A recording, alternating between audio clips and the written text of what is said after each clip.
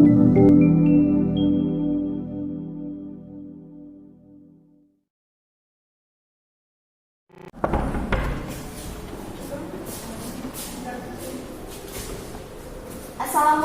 warahmatullahi wabarakatuh. Waalaikumsalam warahmatullahi wabarakatuh. Sebelum kita memulai pembelajaran pada hari ini, tolong yang ada sampah, tolong diambil. Untuk minumannya disimpan dulu ya. Kita mulai pembelajaran. Ayo, jalannya Bu. Baik, sebelum memulai pembelajaran pada hari ini, alangkah baiknya melakukan nafas basmalah. Bismillahirrahmanirrahim. Baik, untuk Angel, dipimpin doanya sebelum memulai pembelajaran pada hari ini. Baiklah untuk teman-teman, berdoa dimulai. Berdoa selesai. Amin ya rabbal alamin. Untuk hari ini siapa yang tidak hadir? Bagas Bu. Bagas, hanya Bagas. Ruslan juga Bu. Ruslan juga. Kenapa mereka berdua? Sakit. Sakit itu sampai masuk rumah sakit. Ya jam ini sama di Ya. Kita doakan supaya sehat ya. Baik, pada minggu kemarin kita telah membahas tentang kolonialisme dan imperialisme. Coba Salsa, apa pengertian dari kolonialisme dan imperialisme? Kalau dari kolonialisme itu artinya kolonus, yang artinya menguasai. Imperialisme itu adalah politik yang dijalankan seluruh imperium atau negara besar. Ya Bu. Kalau kolonialisme tadi, coba diulang kembali. Kalau kolonialisme itu politik yang dijalankan suatu negara koloni. Ya, baik ya. Karena telah memahami materi kita kemarin tentang kolonialisme dan imperialisme, pada hari ini Ibu akan menjelaskan tentang Sumpah Pemuda dan Jati Diri Keindonesiaan. Baik, hari ini kita membahas dulu Sumpah Pemuda. Sebelum membahas tentang Sumpah Pemuda, Ibu ingin bertanya kepada kalian isi dari Sumpah Pemuda. Coba Angel, isi dari Sumpah Pemuda yang pertama. Isi dari Sumpah Pemuda yang pertama yaitu kami putra dan putri Indonesia mengaku berhukum pada rakyat satu dan air Indonesia. Iya. Nah, isi Sumpah Pemuda yang kedua, Salsa. Kalau yang kedua, kami putra dan putri Indonesia mengaku berbangsa yang satu, bangsa Indonesia. Kalau yang ketiganya, Kami putra dan putri Indonesia menjunjung bahasa persatuan, yaitu bangsa Indonesia. bangsa atau bahasa? Bahasa Bu ya. Nah, jadi yang ketiga itu bahasa ya. Baik, kita akan memasuki pembelajaran karena kalian telah mengetahui isi dari Sumpah Pemuda. Baik, materi kita hari ini yaitu latar belakang Sumpah Pemuda. Yang pertama kita akan membahas tentang politik etis membuka cakrawala pemikiran persatuan Indonesia. Yang kedua yaitu pres membawa kemajuan. Yang ketiga bangkitnya nasionalisme. Tolong Salsa perhatikan terlebih dahulu, Ibu menjelas ya. Coba Salsa, apa pengertian politik etis? Kalau pengertian politik etis itu adalah suatu pemikiran yang menyatakan bahwa pemerintah kolonial memegang tanggung jawab moral bagi kesejahteraan pribumi. Iya, benar sekali ya. Salsa tadi menjelaskan bahwa pengertian dari politik etis ini adalah suatu pemikiran yang menyatakan bahwa pemerintah kolonial memegang tanggung jawab moral bagi kesejahteraan pribumi. Untuk Angel, nah untuk gambar ini siapa dan apa perannya? Fundamental Bu. Dan perannya adalah seorang politikus yang berkebangsaan Belanda yang mempelopori munculnya kebijakan politik etis. Iya, baik, pintar ya. Kalau Salsa ini apa? Gambar apa dan apa perannya? Itu adalah tokoh Alexander W.F. Hindenburg, pemimpin era politik etis yang akhirnya berubah posisi menjadi gubernur jenderal Hindia Belanda tahun 1909 sampai 1916. Iya, benar sekali ya. Kedua foto tersebut merupakan tokoh dari politik etis. Untuk yang selanjutnya, yang kedua yaitu latar belakang politik etis. Itu ada 5. Coba Salsa jelaskan latar belakang politik etis. Latar belakang politik etis: 1. Sistem tanah paksa menimbulkan penderitaan rakyat. 2. Sistem ekonomi liberal tidak memperbaiki kesejahteraan rakyat. Yang ketiga, Belanda melakukan penekanan dan penindasan terhadap rakyat. Yang keempat, rakyat kehilangan tanahnya. Yang kelima, adanya kritikan dari kaum intelektual. Ya, baik, benar ya bahwa latar belakang politik etis ini ada 5. Yang mana yang pertama yaitu sistem tanah paksa menimbulkan penderitaan rakyat. Yang kedua yaitu sistem ekonomi liberal tidak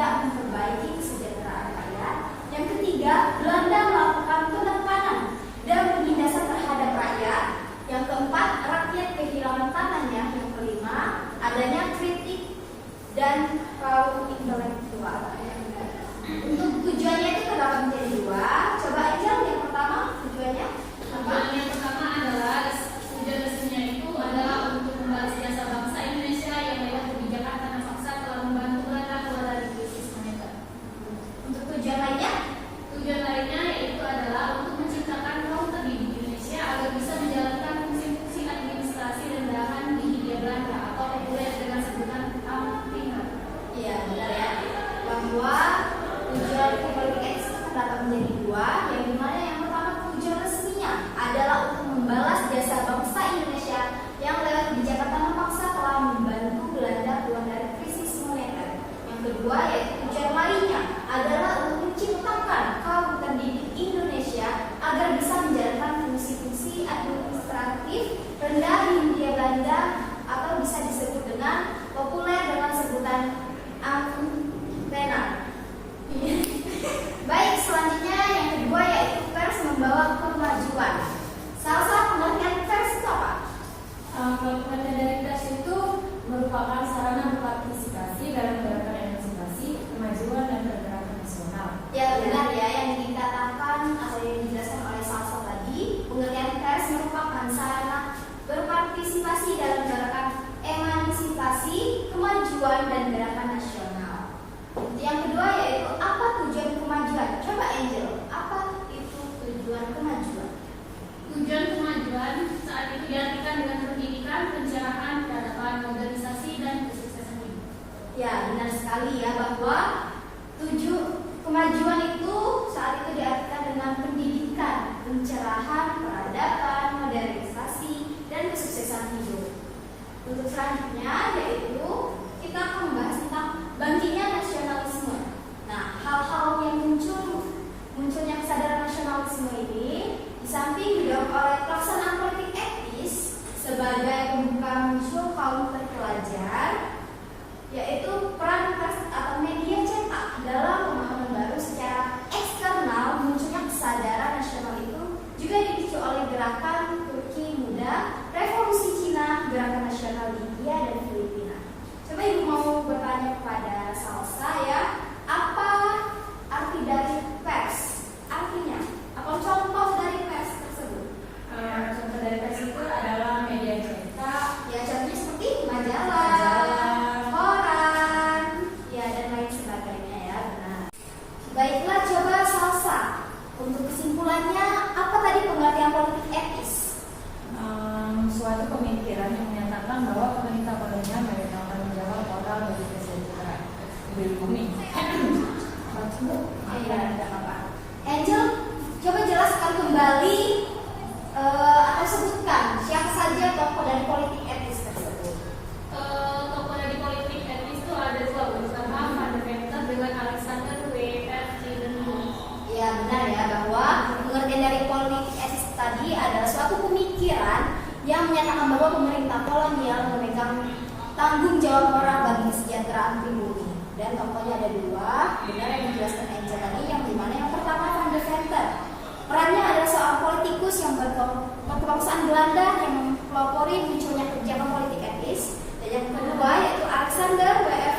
Hindenburg adalah pemimpin era politik etis. Alexander ini akhirnya berubah posisi menjadi gubernur jenderal Hindia Belanda. Baik, tadi Ibu telah menjelaskan, telah menyimpulkan kita ya. Tolong keluarkannya, tolong disimpan dulu. Selanjutnya keluarkan kertas lembar. Sudah, kita akan kuis. Yang pertama, apa pengertian dari politik etis? Yang kedua, sebutkan tokoh politik etis. Dan yang ketiga, itu apa tujuan dari politik etis? Ya, baik. Kalau selesai, tolong kumpulkan ke depan. Kumpulkan. Bu. Ya, Bu. Oke, baik. Untuk temuan yang akan datang, kita akan membahas masih dalam Sumpah Pemuda, namun kita akan membahasnya lebih dalam lagi, yaitu tonggak persatuan dan kesatuan. Yang dimana kita akan membahas tentang cita-cita persatuan, satu nusa satu bangsa dan satu Sumpah Pemuda. Oke? Jadi dipelajari ya. Nah, untuk kalian memahami materi minggu depan, Ibu akan memberikan kalian tugas yaitu berupa apa makna dari Sumpah Pemuda menurut pendapat kalian ya. Itu dirangkum. Nanti minggu depan dikumpulkan kepada Ibu. Sebelum itu kalian akan melihat video berikut ini.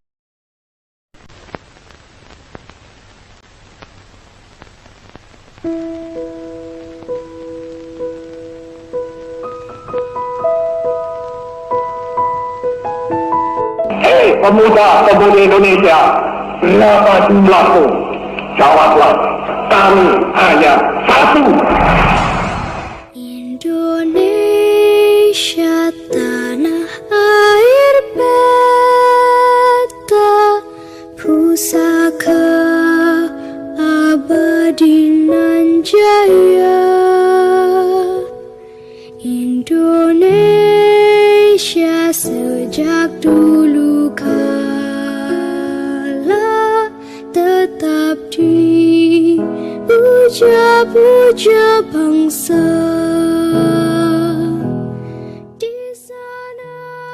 Salam generasi emas bangsa. Selamat Hari Sumpah Pemuda. Masih ingat dengan ikrannya? Mari kita ucapkan. 1. Kami putra dan putri Indonesia mengaku bertumpah darah satu tanah air Indonesia. 2. Kami putra dan putri Indonesia mengaku berbangsa satu bangsa Indonesia. 3. Kami putra dan putri Indonesia mengaku berbahasa satu bahasa Indonesia. Oke, jadi bagaimana makna Sumpah Pemuda versi kalian? Materi hari ini ada yang ingin ditanyakan? Atau materi yang